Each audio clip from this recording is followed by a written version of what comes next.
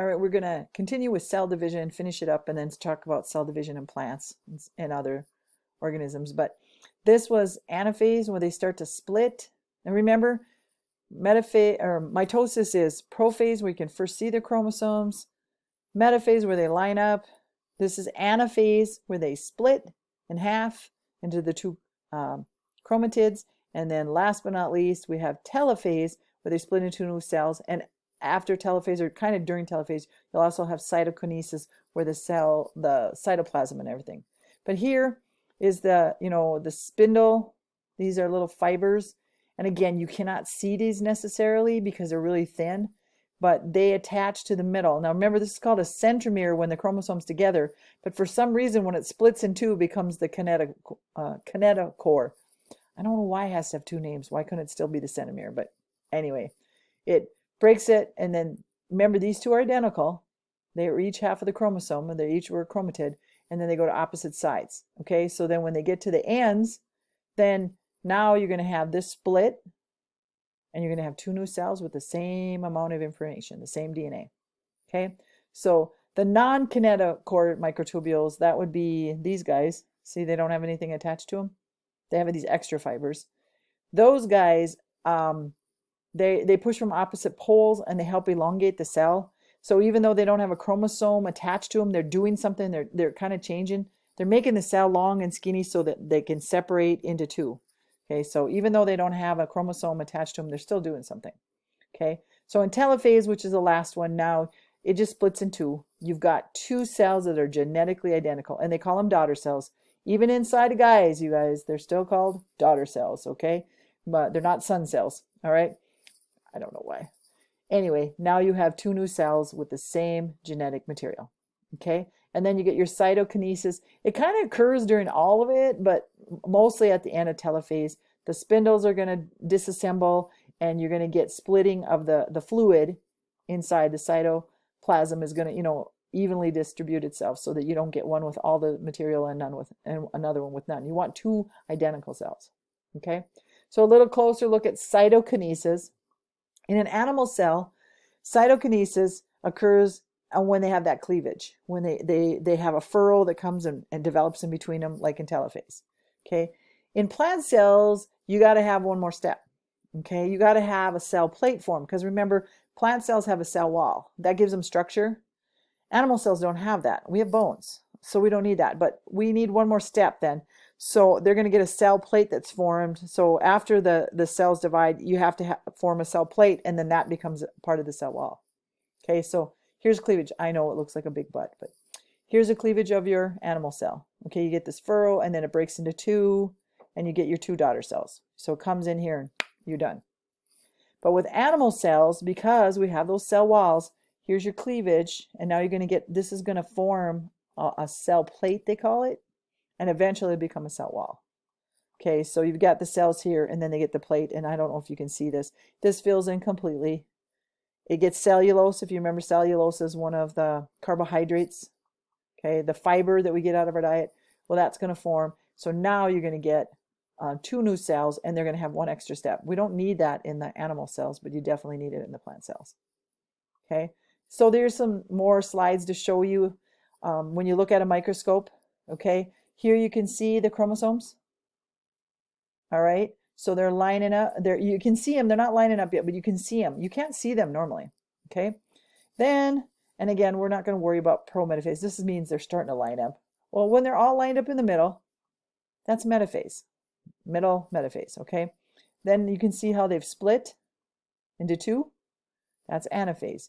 And now we get two new little cells. They're littler than what they came from, obviously, but that's telophase. Okay, and in kind of in between telophase and when this is going on, you're going to have that cytokinesis where the cell, they're splitting up their fluid. Okay, all right. So again, and here's all of them that I just went through. You can see metaphase, and it's really cool because this is just under a regular light microscope. You don't need anything. You don't need super fancy microscopes to see this. You'll be able to see them.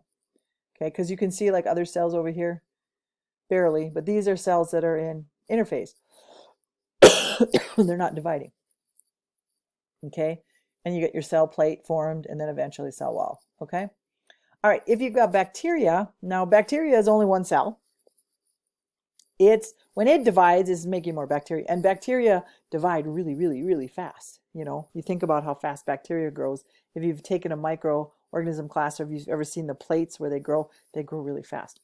They reproduce by what they call binary fission. In other words, they just split in two. They don't have to worry about, the information and everything. All they do is you have one cell and it splits into, which really is what mitosis is binary fission.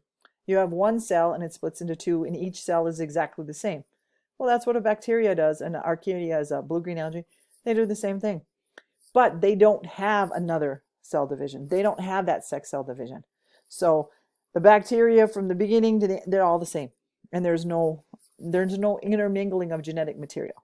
Okay, so in a binary fission, the chromosome replicates and the two daughters move apart, just like mitosis. So when you're talking about cell division, if you're talking about normal cell division, you're talking about mitosis, that's binary fission. One cell splits into two, and the two cells are exactly the same as it came from. And that's what bacteria does. They don't have the other one. Okay, and the plasma membrane pinches between them, dividing into two new cells. So it's very similar to mitosis.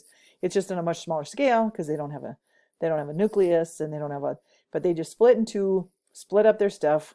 Now you got two new bacteria cells that were the same as the one they came from. Okay, and again, you can see it.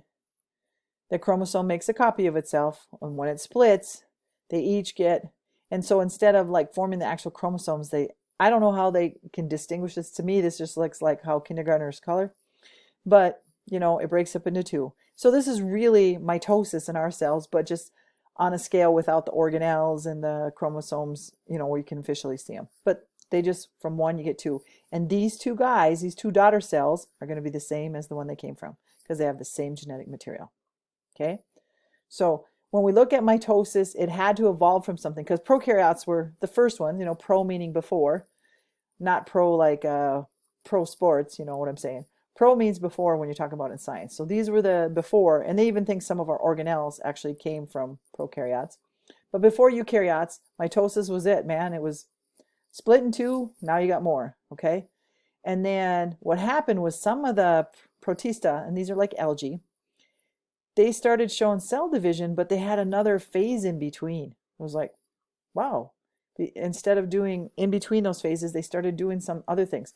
And again, this gives them a chance to intermingle genetic material and have different characteristics. Because during binary fission, the cells that end up with are the same as the cells you started with. Okay? So they found out that, if they check, or I don't know if they can check, that was a long time ago, but what they looked at is for the certain types of cells, the cell division varied. Okay? So they had different results at the molecular level when they're talking about the cell cycles and this molecular control system. There's something that controls cell division. Okay?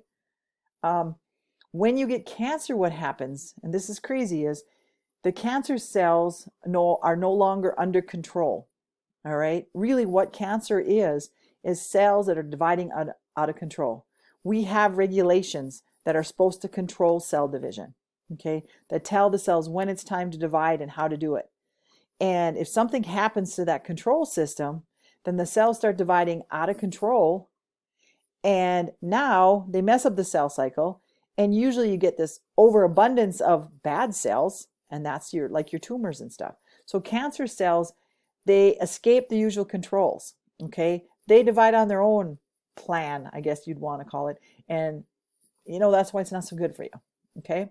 So we have specific chemical signals that tell the cell when it's time to divide and how to do it.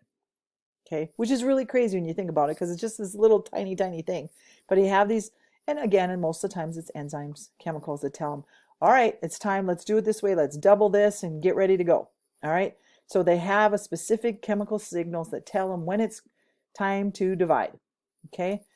For some reason, when they started doing experiments with some cells, they found out they had different phases of the cell cycle. So it was like, what happened here? Something happens so that the cells don't divide like they're supposed to.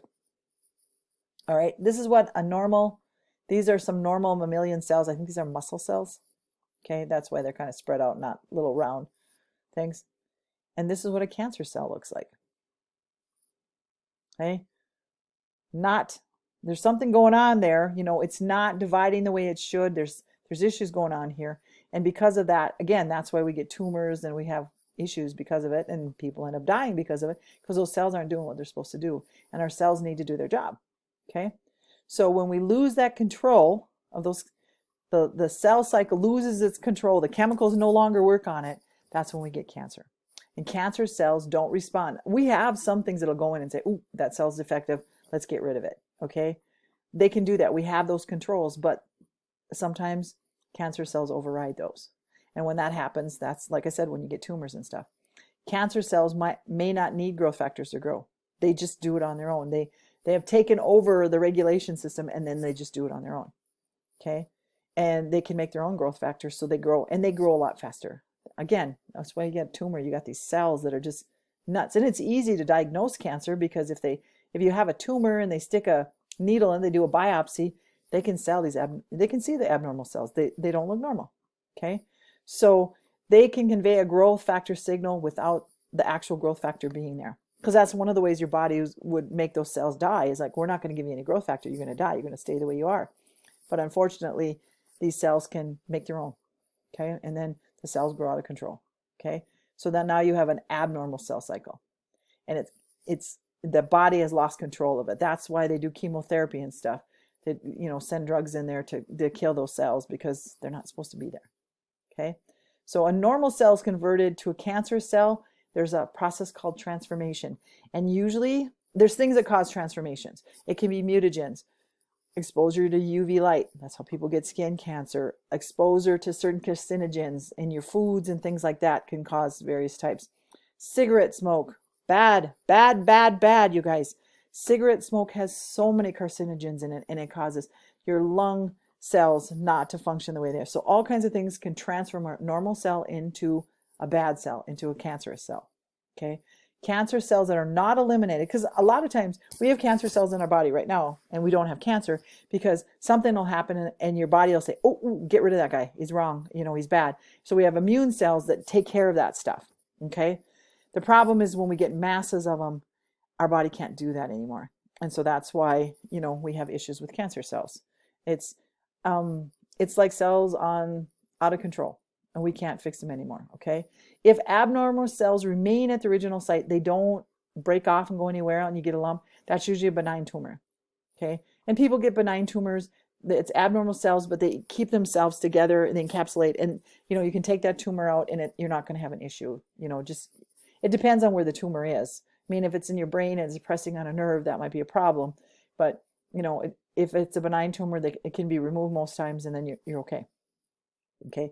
Malignant tumors, what happens is they involve in the surrounding tissues, they invade them and they metastasize. You guys have probably heard that word before. Metastasize means the cancer cells have broken off and now they're going to other parts of your body. And that's very bad. That's when the person's really going to be sick. They're going to have to do a lot of things to help that person out. Okay. Sometimes people get localized tumors and they can treat them with high energy radiation. If the tumors haven't broken off, they can get radiation, and the radiation damages the DNA, and then the cancer cells die. That's the best case scenario. Okay. If it's a metastatic cancer, they have to use chemotherapies, and those are going to target those bad cells. Okay. The bad thing about chemotherapy is it kills a lot of your cells. And if you've ever known anybody that's gone through chemotherapy, it's hard on them. They lose their hair, they're very sick. There's a lot of bad things that happen, but it's the only way to kill those cells. Okay, and here's a picture. Now, when I was talking about when you look at cells, okay, here's a picture of a bunch of, I want to say it's onion cells. Okay, and we can see, okay, here's interphase, normal phase. Look at there. There's a metaphase. There's a telophase there. Here's an anaphase where they've split and gone to opposite sides. So this is when you're looking for the phases of the cell cycle. You'll see a slide like this, and I think your simulation has these. But you can see there's prophase where I can first see them.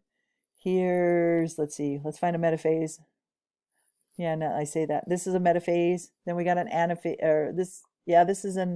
I think this is more than an anaphase. Here's a better anaphase, and here's a telophase because I can start to see that cleave in there. Okay, so again, done with the notes. So do your assignment, then it's time to move on to the next chapter.